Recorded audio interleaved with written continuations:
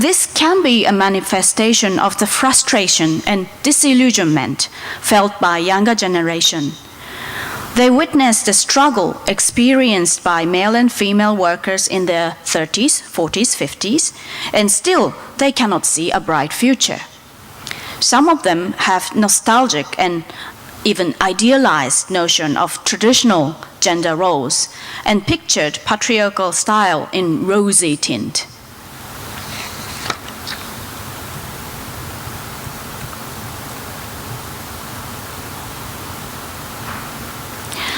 But I think, though the Japanese society may be experiencing a bit of a conservative setback at the moment, the change has already started to occur, and it cannot be stopped now. As women's frustration towards the society heightened to their limit, it is now bursting out in a new way that is different from the past and can fundamentally change the society. What is happening is that more and more women are choosing to leave big enterprises, big companies that are run by traditional male-centered ethics. And they open up their business, which allow them to improve their work-life balance and also offer them bigger satisfaction and responsibility. According to this data, 34.6% of new entrepreneurs are women. And this chart shows an interesting statistics.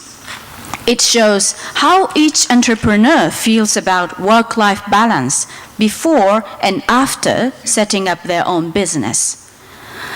Though this is a mixed gender data, you can see the quality of life has been significantly improved after they got independent.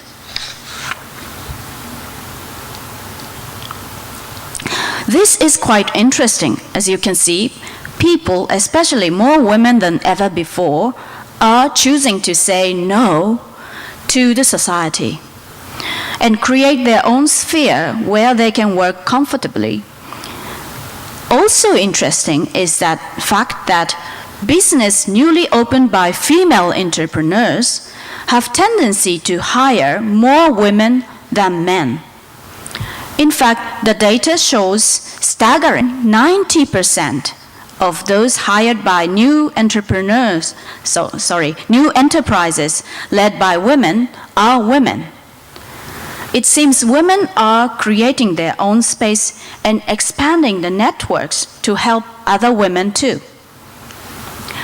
Let me introduce some examples of women's networks and communities that have emerged in Japan in recent years. Women who are involved in these new networks are becoming opinion leaders in the society. First one is Spark, a startup project with action, relationships, and knowledge. This is a project presented at APEC Women Leaders Network 2010. It collects the voices of female entrepreneurs, why and how they open their own business. The purpose is to support their effort and empower all women who aim for independent business. The second one is Women's Initiative Forum. It's a forum organized by Nikkei with special support by Culture. Its aim is to support potential women entrepreneurs and encourage women to use their women's point of view to innovate the society. Nikkei publishes journals and maintains website for working women as well. Next one is EWoman Inc. It's an internet community space for working women. It aims to broadcast the economic value of women's community, which has so far been neglected by male-dominant society. It organizes several projects for women, including Women Speakers Guild, as shown in this advertisement, which offers and encourages women to speak in public to change the society. Another one is International Conference for Women in Business. It's been held annually since 1996. Main organizer is Kaori Sasaki of EWoman Inc. It attracts many women from Japan and abroad with business ambition and offers a place of mutual learning and networking. Another one is Josei Shacho Net, which means Women Presidents Net. It's a database of and for women entrepreneurs. It offers useful information for working women. It also offers services like EWoman, which is an online platform to advertise women entrepreneurs' products. The viewer can support favorite products or entrepreneurs by purchasing the products, write reviews on Facebook, for instance, recommend to a friend, etc. Based on the points the viewer earns from these activities, they can have various bonuses, such as invitation to an event or free gift. It also organizes events for 100 women entrepreneurs to get together. We also need to remember other types of women's support networks are being organized by women of slightly older generation, and they make younger women's leadership possible. For example, there are numerous NPOs to provide childcare services for working mothers. The majority of these NPOs is run by older women who have experienced the difficulty of working and taking care of children at the same time. They offer services they themselves wish to have. I myself am frequently using their services. They are very helpful in not only offering childcare services, but also offering some sort of emotional support or counseling as well. I believe they are making working mothers' life a lot easier. Universities are slowly changing too. Some universities installed childcare centers on campus, and many have diaper changing rooms or nursing rooms to help teaching mothers. Some universities, for instance, Nagoya University, are trying to increase the number of female professors by employing affirmative action policy. There is no organized networks for teaching mothers or teaching women yet, but the Women's Studies Association of Japan has provided places for support and networks for women in academia since 1970s.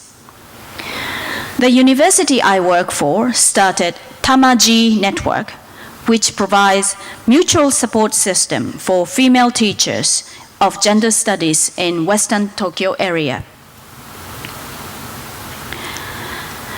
Emergence of new women's leadership today didn't occur out of nowhere. In its background has been a history of activities by women intellectuals, though they might have been less visible in a male-dominant society. For instance, gender equal education for women might have not been existed in Japan today without their effort. Though Meiji government in 1880s advocated education for every citizen, until quite recently, Japan's higher education was mostly segregated by gender. There were co-ed universities, but most of the girls entered women's colleges or women's universities. In this chart, you can see the green line is placed higher than the red line until year 1995 or so. This green line indicates women's two-year colleges. Unlike some of the women's universities in Korea or in the States dedicated to educate future leading women, such as universities so-called Seven Sisters, most of the women's colleges in Japan did not become the institution to produce female leaders, but to raise women to be good mothers and good wives. docile and chaste partners for male leaders. But partly influenced by scholars of women's studies and gender studies, these colleges went out of fashion slowly but steadily, and now co-ed universities are more popular.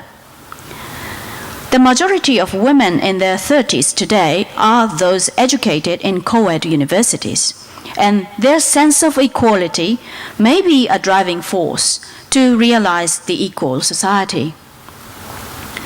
The groundwork for this change has been laid by women intellectuals, though small in number and powerless in academia.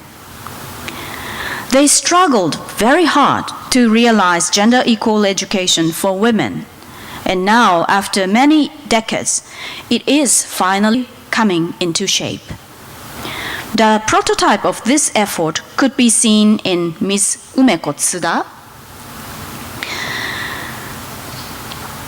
She was born in 1864 and educated in the US. After coming back to Japan, she established Tsuda College, a private college for ordinary women, because she was not satisfied with the woman's education she saw in Japan in those days. She aimed for real academic education for women, not the one to make women ideal partner for men. Her education resulted in many feminist scholars who played a significant role when Japan signed the Convention on the Elimination of All Forms of Discrimination Against Women in 1980 and created Equal Employment Opportunity Law in 1985. In fact, they were called Tsuda Mafia after their alma mater. Here you can see one woman's dissatisfaction in the society bring about a new kind of college and new kind of female graduates to change the Japanese society. Tsuda Umeko's education produced feminist-minded graduates, and their effort to change Japanese society to a more gender-equal one influenced today's younger generation. Women intellectuals' influence runs deep in Japanese society and now produces many tough, business-minded women with ambition to have good work-life balance and success in career. Dissatisfied with current male-dominant society, women of various generations are now trying to work together to create a new kind of women's leadership and a big wave to change the Japanese society and its patriarchal social structure. Thank you very much.